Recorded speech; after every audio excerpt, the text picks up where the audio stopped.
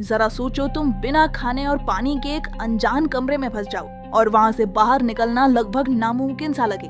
कुछ ऐसा ही होता है हमारी आज की कहानी में। पूरी रात शराब पीने के बाद एक आदमी जब सुबह उठा तो उसके सर में तेज दर्द होने लगा। वो अपनी साइड में देखकर डर गया कि एक मरा हुआ चूहा बिल्कुल उसके बगल में पड़ा था। जल्द ही उसे एहसास हुआ कि वो एक तिजोरी जैसे कमरे में कैद है, जिसमें एक लोहे का दरवाजा और एक अलमारी है। बहुत सारी मक्खियाँ उसके आसपास भिन-भिना रही थी। उनमें से कुछ मरे हुए चूहे से अपना पेट भरने में बिजी थी। इसके बाद उस आदमी ने घड़ी में देखा कि सुबह के 9 बज रहे थे। उसने वो लोहे का दरवाजा खोलने की बहुत कोशिश की, लेकिन कोई फायदा नहीं हुआ। उसने दरवाजा पीट पीट कर चिल्लाना शुरू कर दिया, लेकिन बाहर से कोई जवाब नहीं आया। उसे कोई अंदाजा नहीं था कि वो इस कमरे में कब और कैसे पहुंचा। थोड़ी देर बाद उसे पेशाब का प्रेशर बनने लगा और अब उसे बहुत जोर से वॉशरूम जाना था। पहले तो उसे लगा कि उसके साथ किसी ने मजाक किया है। उसे लग रहा था कि ये काम फ्लेचर नाम के एक आदमी का है जो उसके साथ काम करता था। वो मजाक में कहने लगा कि बाहर आते ही उसे नौकरी से निकाल देगा। लेकिन थोड़ा वक्त बीत जाने के बाद उसे एहसास हुआ कि बाहर किसी के होने का नामो निशान ही नहीं था। उसने जेब से अपना फोन निकालकर फ्लेचर को कॉल लगाई, लेकिन वहाँ सिग्नल ही नहीं थे। इसका सीधा मतलब ये था कि बाहरी दुनिया से उसका संपर्क पूरी तरह टूट चुका है। उसने कमरे में मौजूद उस लोहे की अलमारी को भी खोलने की कोशिश की, लेकिन वो भी पूरी तरह बंद थी। कमरे में चलकर उसने छिपे हुए कैमरे भी ढूंढने चाहे, लेकिन वहाँ ऐसा कुछ नहीं था। अब उसकी समझ में कुछ नहीं आ रहा था और धीरे धीरे उसका चिड़चिड़ापन गुस्से में बदलने लगा। उसने जोर जोर से अपने कलीग्स पर चिल्लाना शुरू कर दिया। गुस्से से भरकर उसने अपनी बेल्ट उतारी और लोहे का दरवाजा पीटने लगा। कुछ देर बाद वो थक कर रुक गया, क्योंकि उसने एक दिन से कुछ खाया भी नहीं था। उसने चिल्लाकर कहा कि अगर उसे बाहर नहीं निकाला तो वो सबको पुलिस के हवाले कर देगा, लेकिन फिर भी बाहर से कोई जवाब नहीं आया। पूरा एक दिन बीत गया था। अब उसने नींद से उठकर अपना फोन चेक किया, लेकिन फोन भी उसके हाथ से छूटकर नीचे गिरकर टूट गया। वहाँ ना खाना था ना पानी, इसलिए जिंदा रहने के लिए उसे कुछ तो करना ही था। उसने अपना जूता उतारा और मजबूरी ने उसी में पेशाब करके पी गया। अकेलेपन और भूख की वजह से अब वो पागल सा होता जा रहा था। अचानक उसे ऊपर लगी ट्यूबलाइट में एक चाबी दिखाई दी। उसने तुरंत लाइट तोड़कर चाबी बाहर निकाली। उस चाबी की मदद से वो लोहे की अलमारी खुल गई, जिसके अंदर उसे प्योर ऑक्सीजन के 2 कैंस और छेनी हथौड़ी जैसे कुछ औजार मिले। उसमें औजारों की मदद से वो लोहे का दरवाजा तोड़ने की कोशिश की, लेकिन दरवाजे पर एक खरोंच तक नहीं आई। वो वेल्डिंग मशीन के जरिए दरवाजे को जलाने लगा, लेकिन उसे उसका इस्तेमाल नहीं करना आता था। वेल्डिंग गन की आग देखकर उसे एक आइडिया आया। उसने आग का इस्तेमाल करके फायर अलार्म को ट्रिगर करने का प्लान बनाया, जिससे उसे थोड़ा पानी नसीब हो जाए। लेकिन बदकिस्मती से वो अलार्म नकली निकला। इसके बाद उसने छेनी हथौड़ी से दरवाजे का ताला तोड़ने का प्लान बनाया, लेकिन वो दरवाजा इतना मजबूत था कि उसे तो दया तक न तोड़ पाए। भूख और प्यास से बेहद परेशान होकर वो डिप्रेशन में जाने लगा। उसने अपना गुस्सा निकालने के लिए अलमारी को जोर जोर से पीटना शुरू कर दिया, लेकिन कुछ देर बाद वो फिर से शांत होकर बैठ गया। तभी उसे दीवार में एक छेद दिखाई दिया।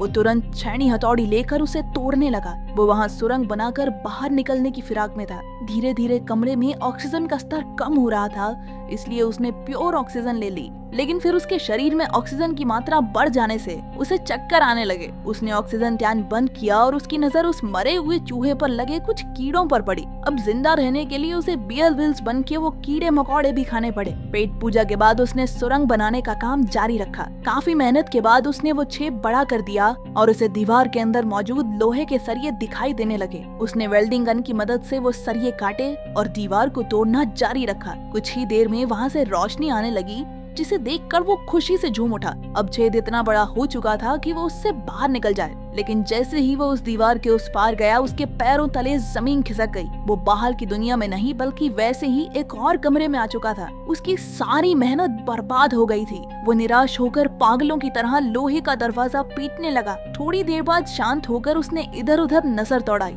कमरे के एक कोने में एक लाल रंग का ताबूत रखा था। उसने ध्यान से ताबूत का ढक्कन हटाया और उसके अंदर एक सुंदर सी लड़की को देखकर उसकी आंखें खुली की खुली रह गई। वो मरी हुई तो नहीं लग रही थी, तो शायद गहरी नींद में सो रही होगी। जब उस आदमी ने लड़की को जगाया तो वो बुरी तरह से डर जाती है। जब उसने उससे बात करने की कोशिश की तो पता चला कि वो एक दूसरे की भाषा नहीं समझते थे। वो लड़की डर कर उसी के पुराने कमरे में जाकर छिप गई। उस आदमी ने उसे कुछ भी समझा पाने की ताकत बची ही नहीं थी, इसलिए उसने ताबूत में ही सोकर रात गुजारने का फैसला किया। लेकिन बीच रात में ही डरी हुई लड़की ने आकर उसे जगा दिया। उसने आदमी को सुरंग का काम जारी रखने का इशारा किया, लेकिन भूख प्यास की वजह से कुछ भी करना उसके लिए नामुमकिन था। इतने दिन काम करते करते उसके हाथों पर भी चोट आ गई थी और उसे अब आराम की सख्त जरूरत थी। उस लड़की ने खुद ही औजार उठाकर सुरंग खोदनी शुरू कर दी, लेकिन ये इतना भी आसान नहीं था। थोड़ी देर बाद उसे पेशाब आ गया और वो दूसरे कमरे की ओर भागी, लेकिन आदमी ने उसे वहीं रोक लिया। वो इशारा करके उसे कुछ समझाने लगा। असल में उसने 3 दिन से पानी नहीं पिया था और उस लड़की का पेशाब उसके लिए बेशकीमती था। थोड़ा हिचकिचाते हुए लड़की ने उसकी बात मानकर उसके जूते में पेशाब कर ही दिया। अपनी जान बचाने के लिए उसे ये वाहियात काम भी करना ही पड़ा। हालांकि वो लड़की उसकी भाषा नहीं समझती थी, लेकिन आदमी को देखकर वो ये समझ चुकी थी कि यहाँ जिंदा रहने के लिए क्या करना होगा। फिर आदमी उसे कीड़े खाने भी सिखाने लगा, लेकिन वो कीड़े खाने से साफ मना कर देती है। इसके बाद आदमी उस कमरे की दीवार पर छेद करने के काम में लग गया, लेकिन काफी वक्त लगे रहने के बाद भी वो छोटा सा ही छेद कर पाया। इसे देखकर वो लड़की निराश होकर रोने लगी। ये दीवार टूटती क्यों नहीं है? टूटेगी कैसे? अंबुजा सीमेंट से जो बनी है। आदमी ने एक गाना गाकर उसे शांत किया और वो भी उसके साथ गाने लगी, लेकिन तभी गलती से उस आदमी के हाथ पर हथौड़ा लग गया। लड़की ने तुरंत अपने सर का कपड़ा निकालकर उसके जख्म पर लगाया। देखते ही देखते उनमें दोस्ती हो गई और दोनों इकट्ठे खोदने का काम करने लगे। अचानक लोहे के दरवाजे का ताला अपने आप घूमने लगा। दोनों भागकर उसकी ओर गए, लेकिन ताला फिर से पहली वाली जगह पर आ गया। काफी देर ट्राई करने के बाद उन्हें समझ आ गया कि जब तक वो दरवाजे से पीट करके रखेंगे तब तक ताला खुलता रहेगा। धीरे धीरे वो पीट करके दरवाजे के करीब पहुंचे। आखिरकार इस तरकीब से दरवाजा खुल गया और दोनों तीसरे कमरे में पहुंच गए। बदकिस्मती से ये भी वैसा ही सेम कमरा था जहाँ एक खाली कब्र रखी गई थी और पहले जैसा ही लोहे का दरवाजा भी था। लड़की ने समझदारी दिखाई और जल्दी से पिछले कमरे से सारे औजार उठाकर ले आई। उन्होंने इस दरवाजे को भी पहले की तरह खोलने की कोशिश की, लेकिन वो जो भी करते दरवाजा बंद ही रहता। अब उनके पास कब्र खोदकर सुरंग बनाने के अलावा कोई रास्ता नहीं बचा था। अब उस आदमी के शरीर में बिल्कुल ताकत नहीं बची थी और वो चक्कर खाकर गिर पड़ा।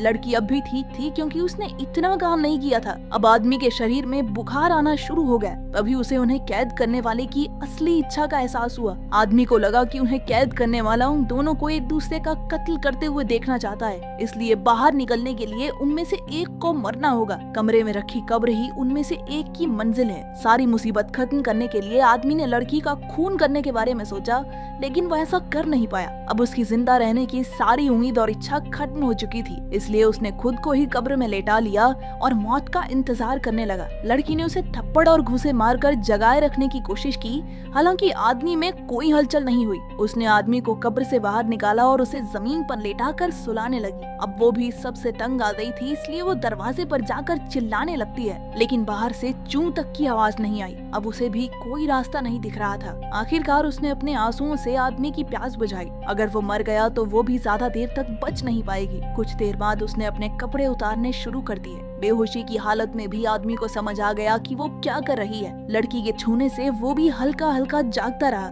जैसे तैसे लड़की ने पूरी रात उसे जगाए रखा। कुछ देर बाद दोनों थक कर जमीन पर सो गए। थोड़ी देर बाद जब आदमी की आंख खुली तो उसने देखा कि लड़की उसके पास ही सो रही थी। रेंगते हुए वो दूसरे कमरे तक गया और ताबूत से कपड़ा निकालकर उसने लड़की को उड़ा दिया। इसके बाद वो कमजोरी से एक बार फिर बेहोश हो गया। अभी उसे ताले के घूमने की आवाज सुनाई दी। दोनों तुरंत उठ गए और पिछली बार की तरह इस बार भी दोनों ने दरवाजे की तरफ पीट करके आगे बढ़ना शुरू किया। अब आदमी इतना ज्यादा कमजोर हो चुका था कि खुद से चल भी नहीं पा रहा था। लड़की किसी तरह उसे सहारा देकर अपने साथ दरवाजे तक ले जाती है। अचानक इस बार दरवाजा खुल गया और एक बेहद खूबसूरत नजारा उनकी आंखों के सामने आया। लोहे के दरवाजे के बाहर की दुनिया किसी स्वर्ग से कम नहीं थी। चारों ओर बेहद सुंदर झरने, पक्षी और फूल फैले हुए थे। इतना सुंदर नजारा उन्होंने आज तक नहीं देखा था। दोनों ने एक दूसरे की ओर देखा और खुशी से मुस्कुराने लगे। इतनी मुश्किलें सहने के बाद उन्हें आखिरकार इतना खूबसूरत अंत मिला।